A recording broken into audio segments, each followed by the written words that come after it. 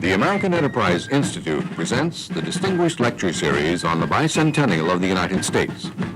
Our host for this thought-provoking series is Vermont Royster, Pulitzer Prize-winning journalist with the Wall Street Journal and professor of journalism and public affairs at the University of North Carolina.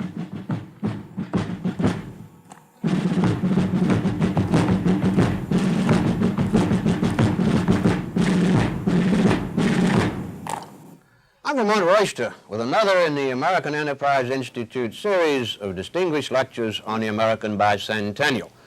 For the 200th anniversary of the United States, the AEI has invited some of the nation's leading scholars to discuss the American Revolution and how the goals and accomplishments of that revolution still affect us all today. The AEI is a nonprofit, nonpartisan research institution located in Washington, D.C. Its goal is to promote public discussion of the major issues of our times. The Distinguished Lecture Series is a major part of this program. Today's lecture is delivered by Dr. Peter L. Berger, professor in the Graduate School of Rutgers University. Dr. Berger is generally considered to be America's leading sociologist of religion. Today's lecture is being delivered from the historic Christ Church in Alexandria, Virginia, just across the Potomac River from Washington, D.C. Built of native stone between 1767 and 1773, Christ Church represents an outstanding example of pre-revolutionary architecture in American churches. Today, the revolutionary theme is augmented by members of the U.S. Army's Old Guard Fife and Drum Corps.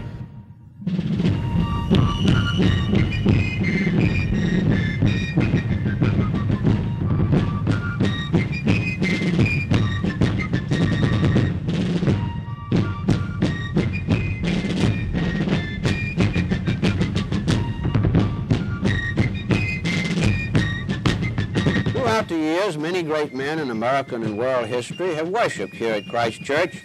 George Washington was a regular member of the church. In fact, church records say that Washington purchased pews 60 for 36 pounds 10 shillings shortly before the outbreak of the Revolutionary War. It is said that on one Sunday morning in 1774, Washington stood outside the church surrounded by members of the congregation, most of whom were his personal friends, and advocated the colonies withdraw their allegiance from King George III. Washington said that he would be willing to fight to uphold the independence of the new land.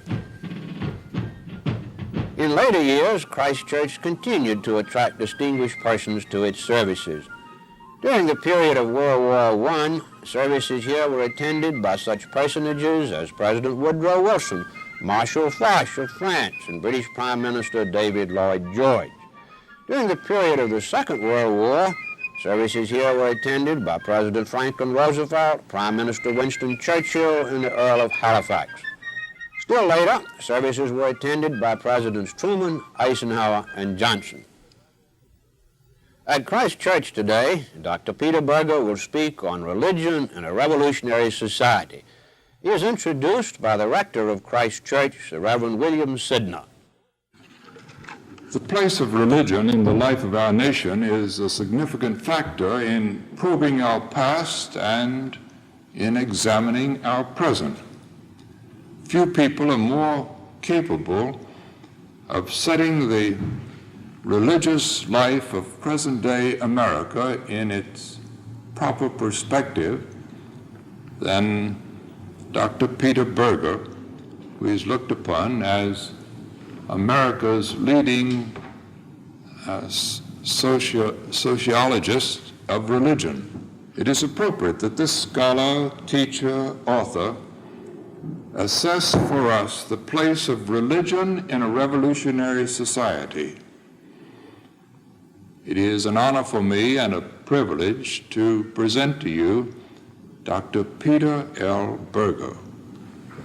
Dr. Berger.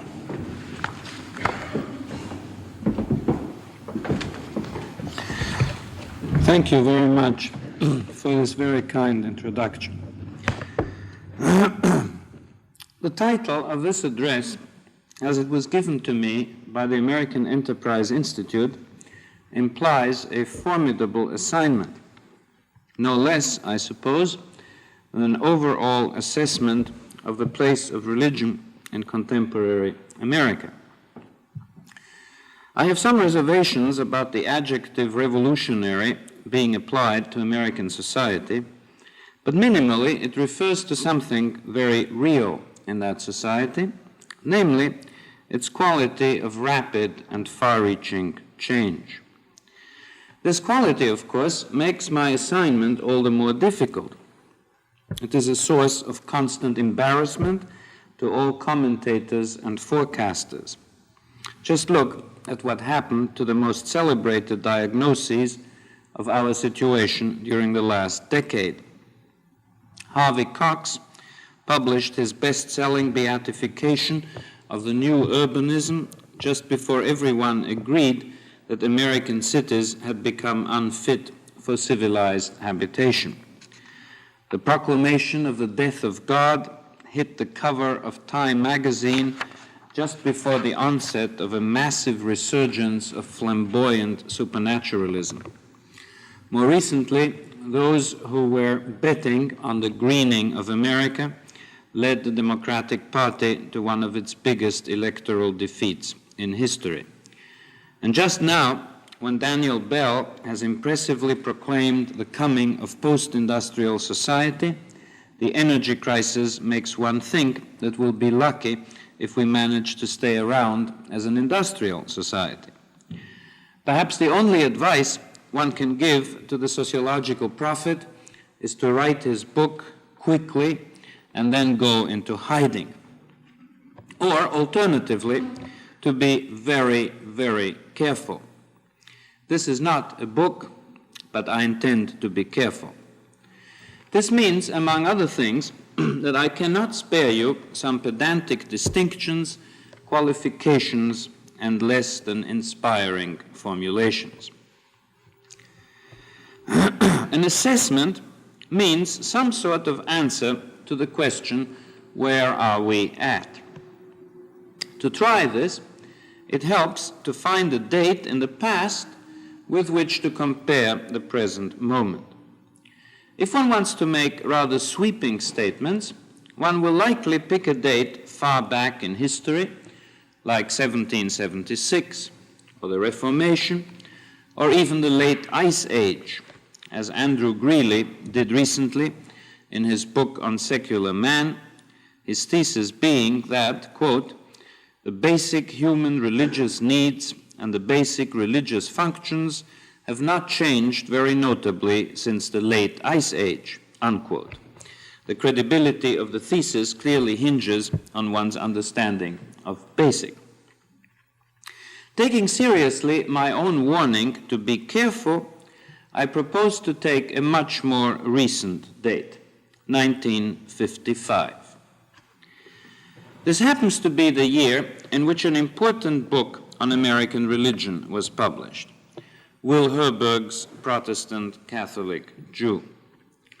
More importantly, though, the mid-50s were years just before a number of significant ruptures, both in the course of American religion and of American society generally. Ruptures, incidentally, which nobody predicted. It is a convenient date with which to compare the present moment. In attempting to meet my assignment, therefore, I will concentrate on two questions. What was the situation of American religion about 1955, and what has happened to it since then? Let me make a side comment here. Since this period has of late become the subject of intensive nostalgia, I should add that my choice of date is non-nostalgically motivated. I was wonderfully young at the time, and I'm all too susceptible to reminiscing about my youth in a rosy glow of memories. I'm quite sure that I and my contemporaries had no notion then of living in a particularly rosy time.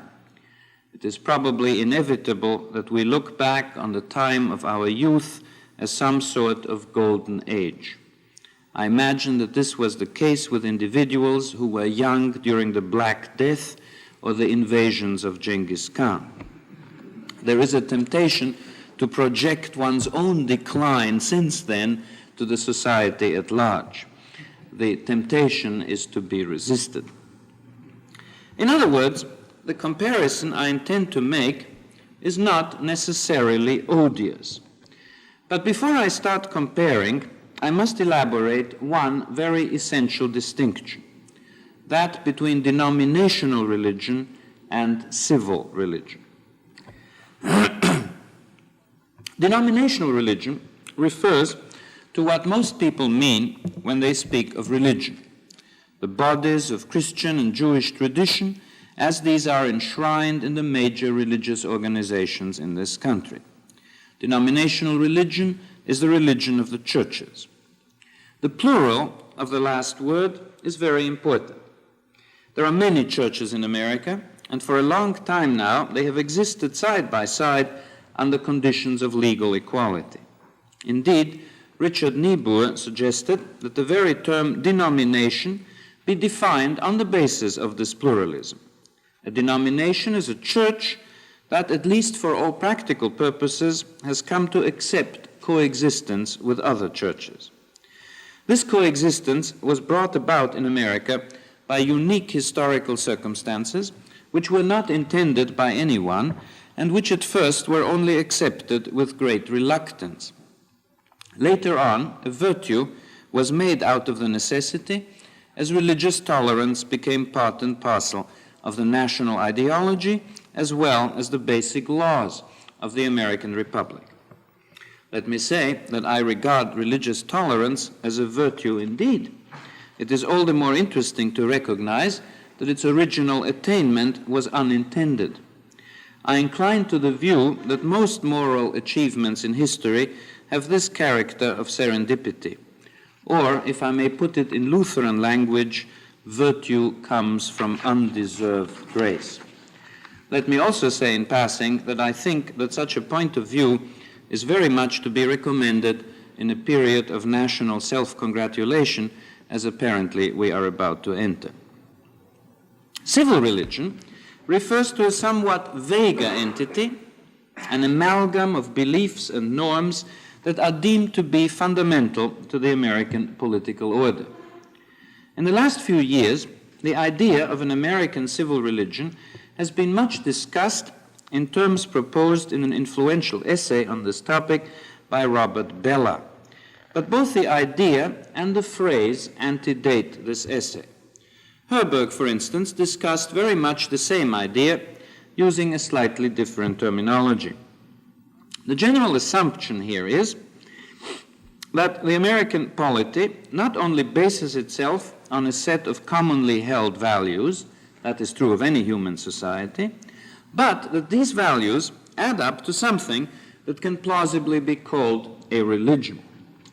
The contents of this religion, of course, are some basic convictions about human destiny and human rights as expressed in American democratic institutions. Gunnar Myrdal, in his classical study of the Negro in America, aptly called all this the American creed. The proposition that all men are created equal is a first article of this creed. Now, an obvious question concerns the relationship between these two religious entities. Different answers have been given, and I can claim no competence in the historical scholarship that will have to adjudicate between them.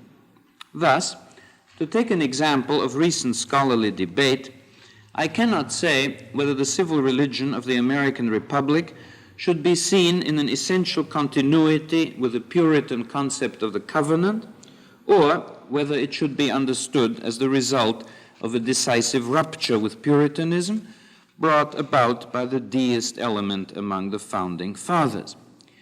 Be this as it may, it is clear that the two religious entities have had profound relations with each other from the beginning.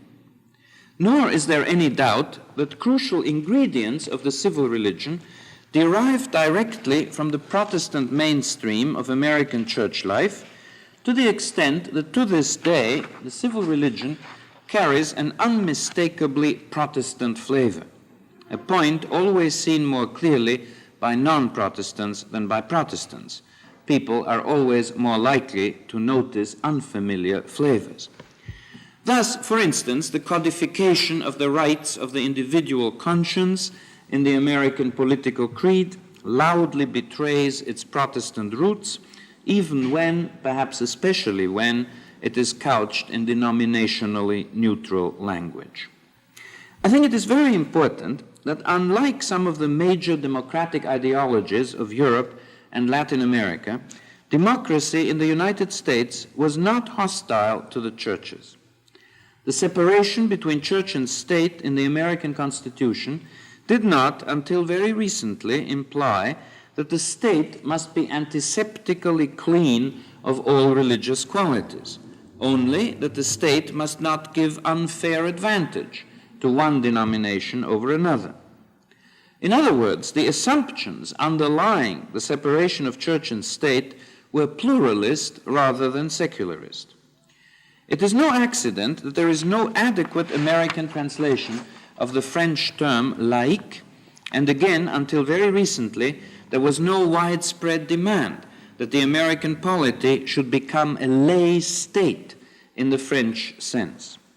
Indeed, a good case can be made that church-state relations in this country had the character of a pluralistic establishment. All, as it were, officially accredited denominations were allowed to share equally in a variety of privileges bestowed by the state. Exemption from taxation and opportunity for chaplaincy in public institutions are cases in point. Just which groups were regarded as officially accredited, of course, was subject to redefinition. Put differently, the beneficiaries of the pluralistic establishment have been an expanding group since the system was inaugurated. First, there were added various less than respectable Protestant bodies, such as the Quakers, then Catholics and Jews. Finally, groups completely outside what is commonly called the Judeo-Christian tradition. The struggle of the Mormons to obtain accreditation marked an interesting case in this process. Recent court decisions on what, if my memory serves me correctly, was actually called the religious rights of atheists, as well as recent litigation by black Muslims, mark the degree of expansion of the system to date. We're listening to Dr. Peter L. Berger discussing religion in a revolutionary society. In just one moment, Dr. Berger will continue his lecture from Christ Church in Alexandria, Virginia. Many old photographs and drawings still exist that document Alexandria's historic past. This is Sea Captain's Row, where sailing men lived when Alexandria was a thriving port city. The Friendship Firehouse is one of the nation's oldest. George Washington is said to have been a member of the Fire Brigade, and Washington often danced with his wife, Martha, to the music of an orchestra playing here in the ballroom of the famous Gadsby's Tavern. And this is how the site of today's lecture, Christ Church, looked nearly 100 years ago. In Christ Church today, Dr. Peter Berger has been discussing the distinction between civil religion and denominational religion in America. Historically, then, denominational religion and civil religion have not been antagonistic entities in America. Their relationship has rather been a symbiotic one.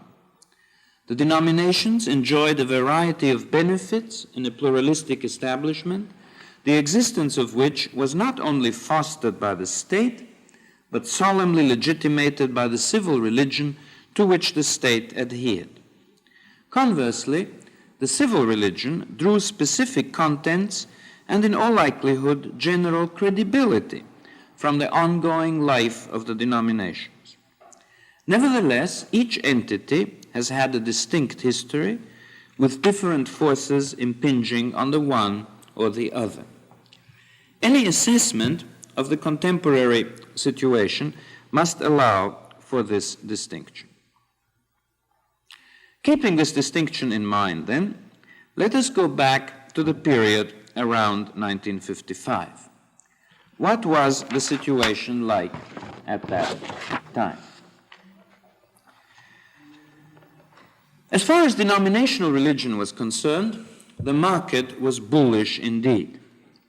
These were the years of what was then called a religious revival. All the statistical indicators of organized religion were pointing up. Church membership reached historically unprecedented heights.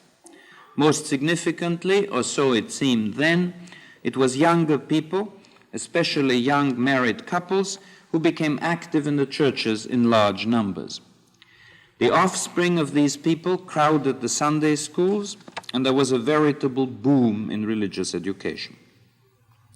Church attendance was up, and so was financial giving to the churches. Much of this money was very profitably invested, and the denominational coffers were full as never before. Understandably enough, the denominational functionaries thought in terms of expansion. Church extension was the phrase constantly on their lips. There was an impressive boom in church building, especially in the new middle-class suburbs. The seminaries were filled with young men getting ready to swell the ranks of the clergy. Perhaps they were not the brightest and the best among their peers, but they were competent enough to fulfill the increasingly complex tasks required of the clerical profession in this situation.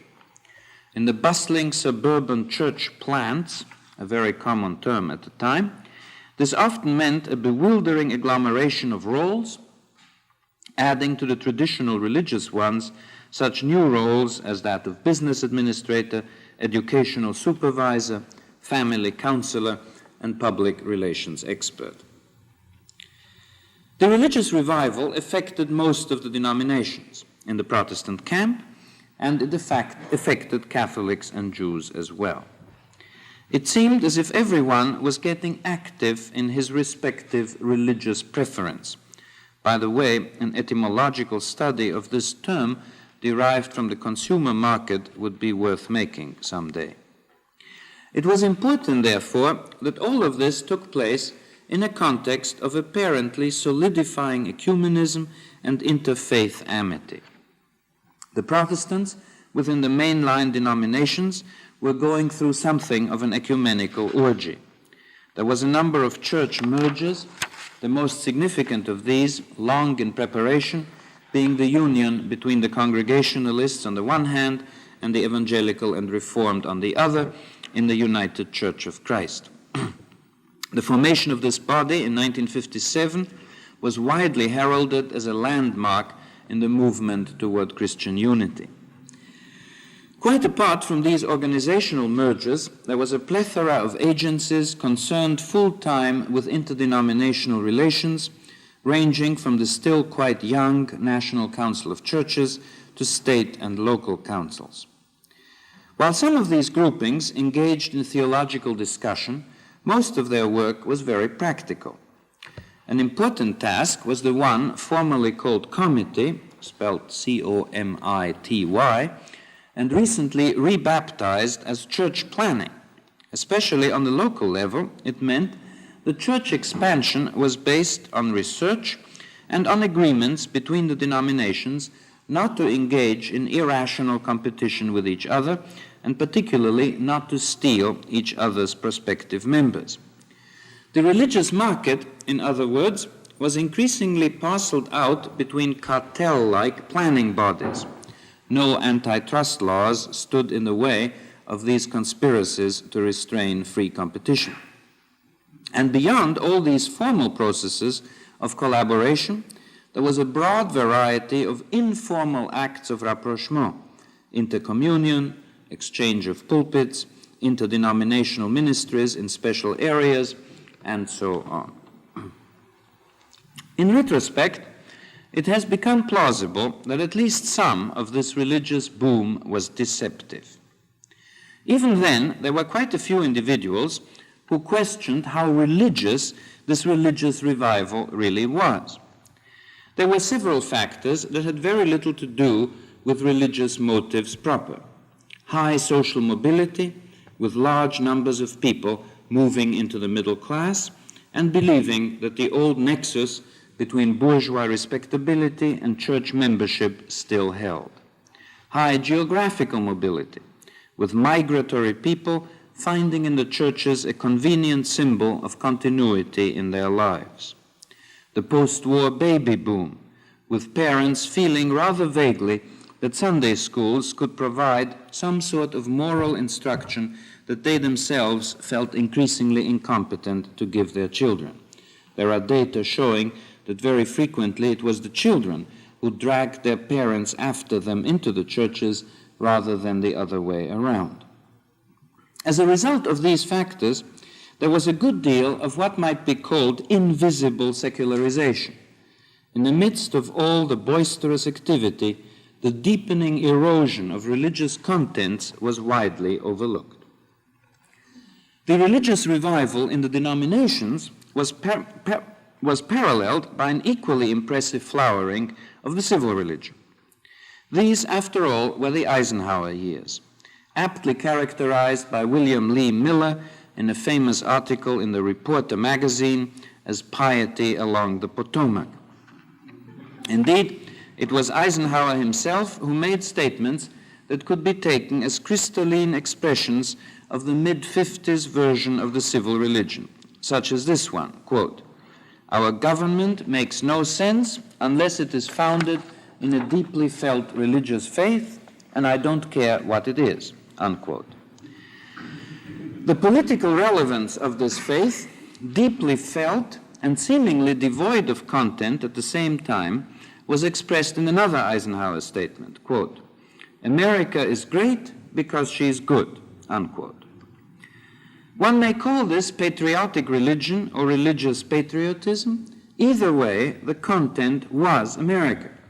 Its political and social institutions, its history, its moral values, and last not least, its mission in the world. The rhetoric of the national government during these years was full of such religio-political formulations.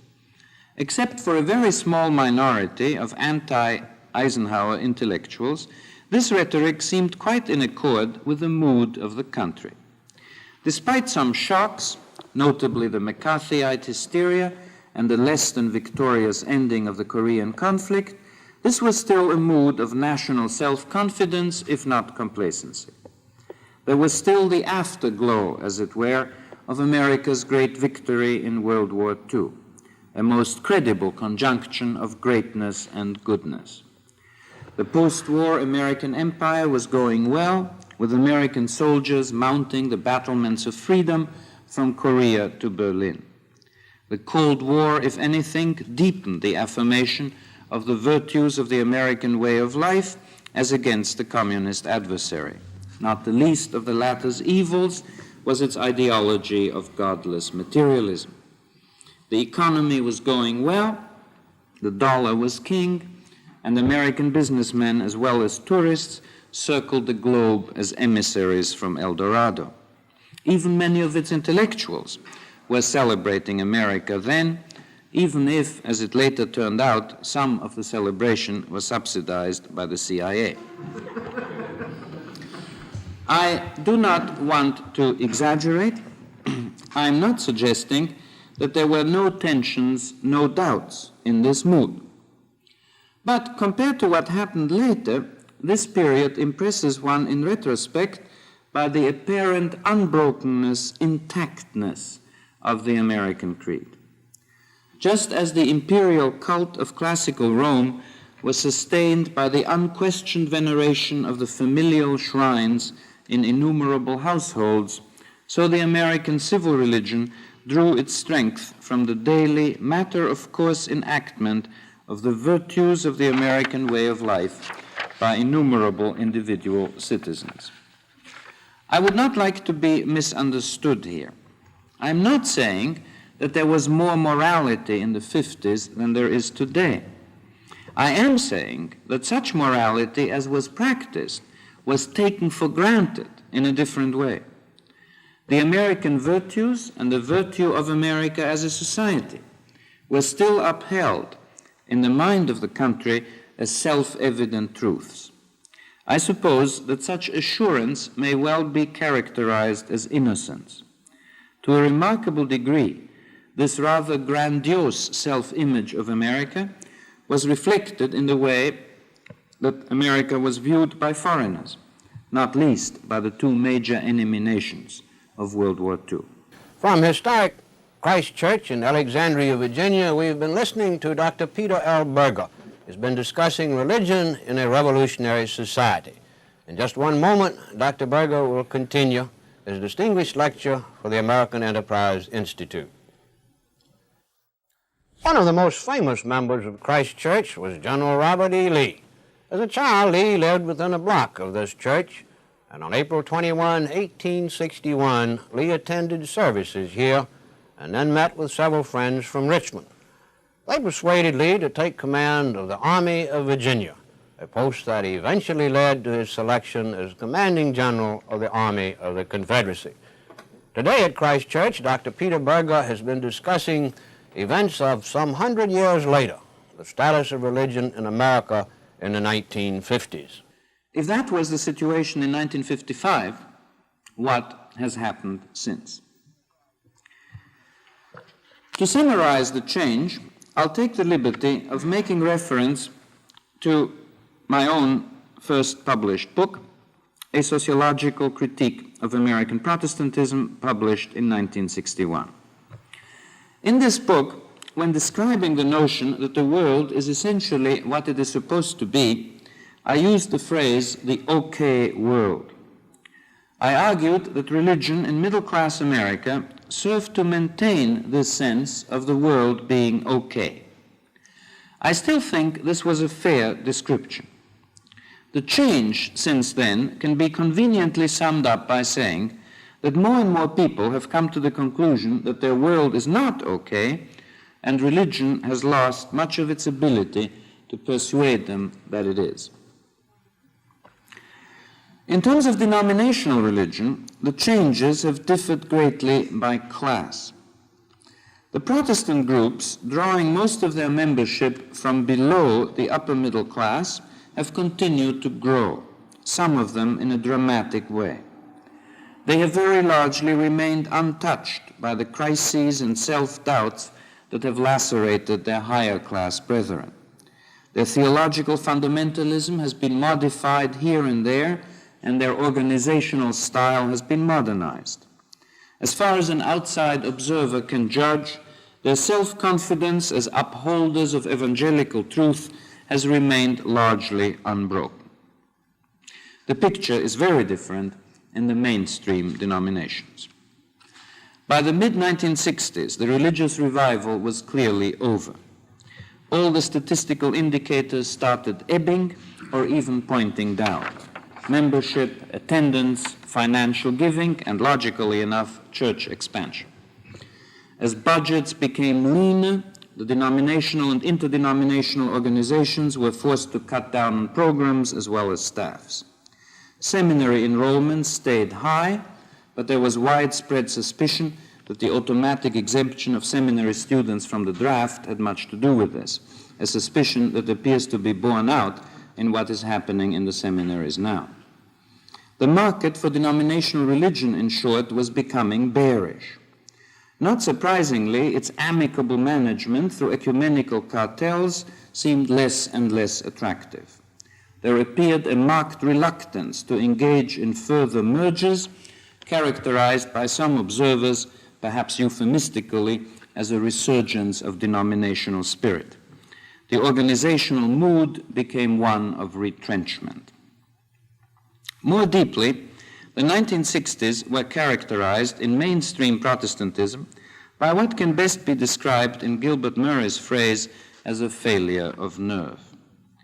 The best-known theological movements seem to vie with each other in the eagerness with which they sought to divest the churches of their traditional contents and to replace these with a variety of secular gospels, such as existentialism, psychoanalysis, revolutionary liberation, or avant-garde sensitivity. The death of God theology was perhaps the grotesque climax of this theological self-disembowelment. At the same time, the church functionaries, increasingly panicky about the fate of their organizations, tended to jump on whatever cultural or political bandwagon was proclaimed as the latest revelation of the zeitgeist by the so-called opinion leaders. As was to be expected, all of these efforts, quote, to make the church more relevant to modern society, unquote, had the effect of aggravating rather than alleviating the religious recession. Those church members who still felt loyalty to the traditional religious contents were bewildered, if not repelled, by all of this, and those whose membership was motivated by secular considerations to begin with often felt that such commodities as personal growth or liberation or raised consciousness could be obtained just as well and less expensively outside the churches. The major consequence, unintended, needless to say, of Vatican II seems to have been to effectively spread all these Protestant miseries through the Catholic community. The failure of nerve has become ecumenical too. At the same time, American Judaism and the American Jewish community in general have been driven by a variety of causes into a much more particularistic and defensive posture than was the case when Herberg announced the arrival of a tripartite American faith.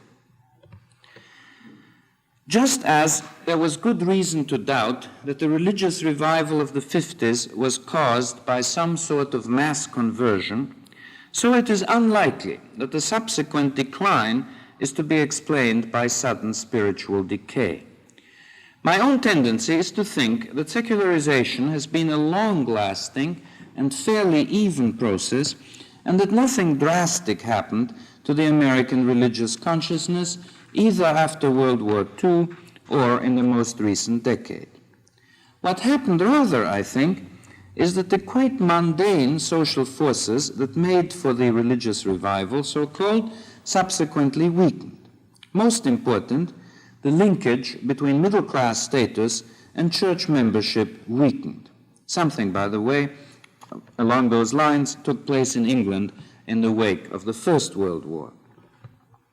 In consequence, the previously invisible secularization just became much more visible.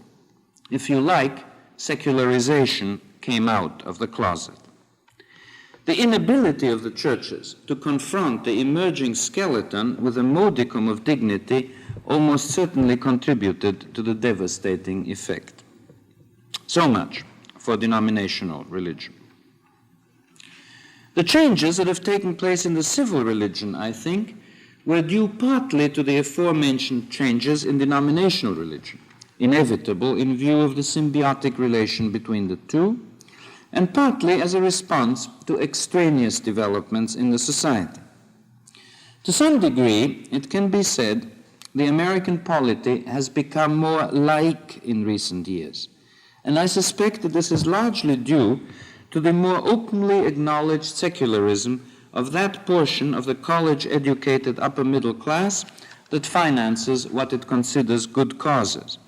In this instance, the cause of pushing secularist cases through the courts.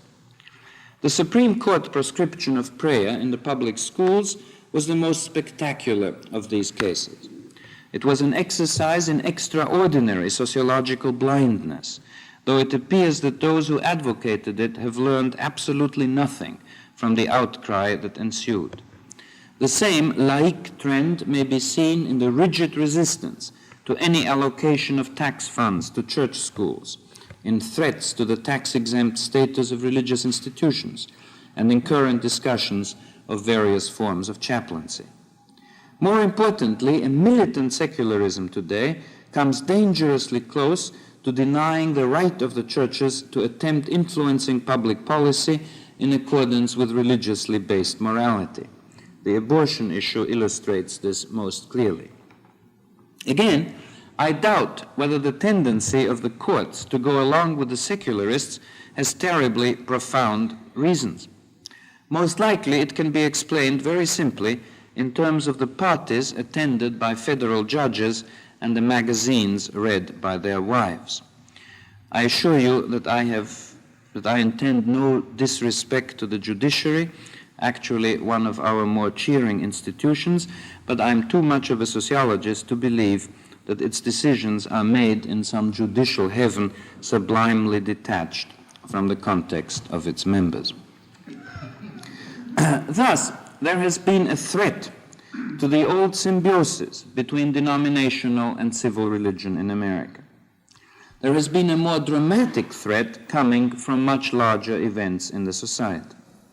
Dr. Peter L. Berger has been discussing the recent developments in the status of religion in the United States. In just one moment, he will continue. From before the American Revolution until the early 1800s, the churchyard at Christ Church served as Alexandria's burial ground. Several tombstones dating back to 1771 can still be seen by the interested visitor. By 1815, the churchyard was no longer used as a cemetery, but following the Civil War, the remains of 37 Confederate soldiers were interred here, and their memorial stone is still on public view. Inside Christ Church today, Dr. Peter Berger is discussing an internal threat to America that some say is the gravest since the Civil War.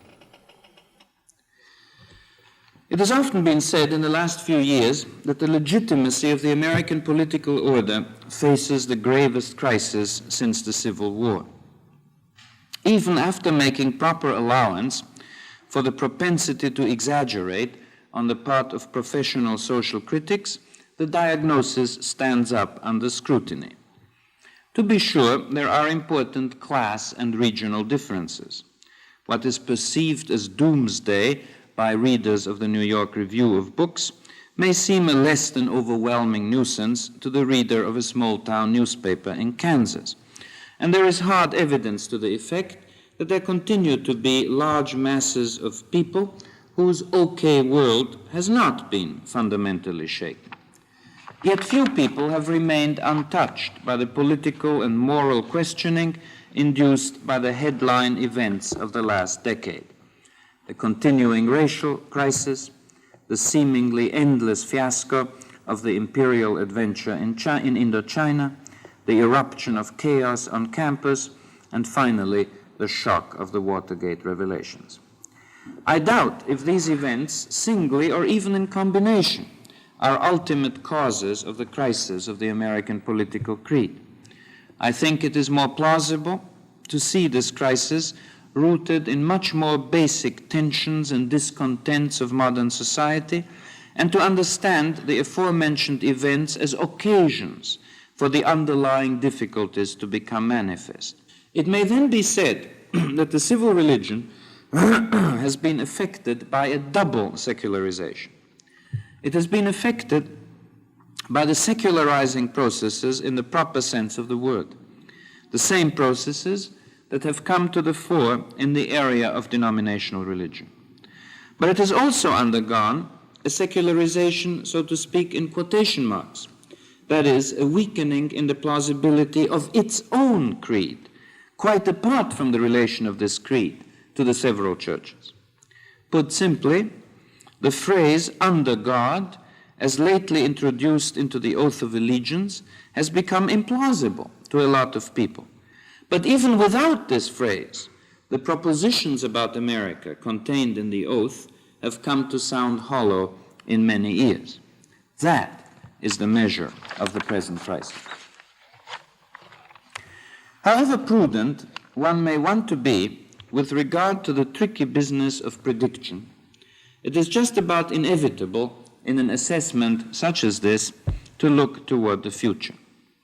What are some plausible scenarios? In looking at the future of denominational religion in America, a crucial consideration will be how one views the further course of secularization. In the last few years, I have come to believe that many observers of the religious scene, I among them, have overestimated both the degree and the irreversibility of secularization. There are a number of indications that, to paraphrase Mark Twain, the news about the demise of religion has been exaggerated. Rather, I am impressed by the intrinsic inability of secularized worldviews to answer the deeper questions of the human condition, questions of whether, whither, whence, and why. These questions seem to be ineradicable, and they are answered only in the most banal ways by the ersatz religions of secularism. Perhaps finally, the reversibility of the process of secularization is probable because of the pervasive boredom of a world without gods. This does not necessarily mean, however, that a return to religion would also mean a return to the churches. It is perfectly possible that future religious resurgences will create new institutional forms and that the existing institutions will be left behind as museum pieces of a bygone era. There are two propositions, though, of which I feel fairly certain. First, any important religious movements in America will emerge out of the Judeo-Christian tradition rather than from esoterica imported from the Orient. And second, the likelihood that such revitalizing movements remain within the existing churches will increase in the measure that the latter return to their traditional contents and give up the self-defeating attempts to transform these traditions in accordance with the myth of modern man. The scenarios for the American civil religion hinge most obviously on one's prognoses for American society at large. Only the most foolhardy would pretend to certainty on this score. But one thing is reasonably certain. No political order can stand a long process of delegitimation, such as the one we have been going through of late. There is only a limited number of possible outcomes of such a crisis of legitimacy. One, perhaps the most obvious one, is that the society moves into a period of general decline, marked both by intensifying disturbance within and by shrinkage of its power in the world outside. Not much imagination is required to see what such a decline would mean internationally. A second possible outcome is a termination of the crisis by force, by the imposition of the traditional virtues, by the power of the state. It hardly needs stressing that democracy and freedom, as we have known these, would not survive such an Augustan age in America. The third possibility is a revitalization of the American creed from within, a new effort to breathe the spirit of conviction into the fragile edifice of American political institutions. This possibility depends, above all, on political and intellectual leadership, of which there is very little evidence at the moment. The future of the American experiment depends upon a quick end to this particular scarcity and upon the emergence of an altogether new unity between political will, moral conviction, and last not least, historical imagination. I've tried here to sketch a picture, not to preach a sermon. The social scientist, if he is true to his vocation, will try to see reality without reference to his own hopes or fears. Yet it must be clear that I do not view this particular scene as a visitor from outer space. On the contrary, I find myself deeply and painfully involved in it. As a sociologist, I can, indeed must, look at the religious situation in terms of what a colleague has aptly called methodological atheism. At the same time, I am a Christian, which means that I have a stake in the churches overcoming their failure of nerve and regaining their authority in representing a message that I consider to be of ultimate importance for mankind. I suppose that a phrase like methodological subversion would fit the manner in which, again of necessity, the social scientist looks at political reality. With some mental discipline, then, I can try to describe contemporary America as if it were ancient Rome. But I cannot escape the fact that I am an American citizen and that the future of this society contains not only my own future, but that of my children. Even more importantly, I happen to believe in the continuing viability of the 18th century vision and in the promise implied by that oath, in my own case, first taken freely and of my own volition as an adult. Both for the religious believer and for the citizen, the assessment that I have tried to make translates itself into tasks, practical and political tasks. The elaboration of these tasks clearly would require a different format from the present one. In any case, that was not my assignment this evening. Thank you.